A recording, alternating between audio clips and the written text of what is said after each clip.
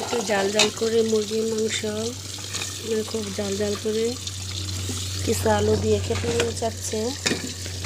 তাই সামান্য কিছু আলু নিয়ে নিলাম।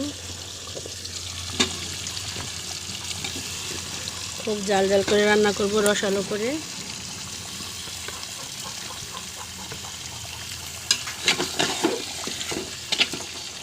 অনেকদিন পর মনটা চাইলো একটু জাল জাল করে রান্না করে খেতে, তার কারণে একটু বেশি করে মরিচ দিয়েছি। এই তো বেশি করে আলু দিচ্ছি, তার জন্য গোস কম দেওয়া যায়, আলুই বেশি দেওয়া যাচ্ছে, কারণ অল্প গোস্তে বেশি করে আলু দিয়ে খেতে খুব স্বাদ লাগে।